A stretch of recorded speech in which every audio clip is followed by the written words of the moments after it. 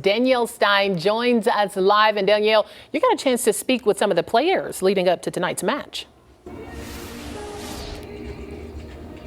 I did. All season long, this team has been working to this roster that they have right now. There's been some injuries, there has been some new additions, but the group they have right now, they feel so good about. I talked to the two fullbacks, Harry Toffolo and Nathan Byrne, earlier this week, and they say no matter who you are on this team, everyone knows being here in this Game 3 is the most important thing that they could have done.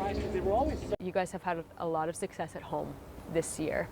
What does this place do for you guys as a team? Because it really becomes that 12th man out there. It really feels like you guys get positively impacted by the Charlotte FC support groups. They're amazing.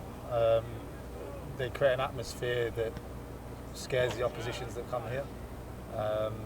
They drive us on. Like you said, it's a 12th man. Nave's obviously he's been here longer than I have, but in the short time that I've been here, I can see the impact it has.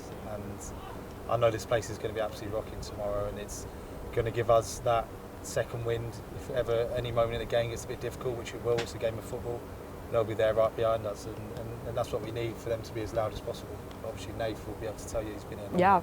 Yeah. You've seen it develop over the years from being, just in its early stages of a club, and now it's back in the playoffs for its second straight year. You're here through it all. Yeah, I think everyone can see that Charlotte's just a sports-mad city in general. I mean, regardless of how the teams are playing and where they're at in the league, they get support. So I think that's the biggest buzz about here. And since they've brought we call it an English football team here, you can see it growing and growing every year. And like when you see the games late on in the season, last games of the season, you're getting 60,000, 70,000. You can't really say anything else, but that's all you really need to mention. So it's incredible, and like you said, the club's in its 4th year, and it feels like it's been around a lot longer. And every year I've been here, it's grown more, and that's all you really want from a football club.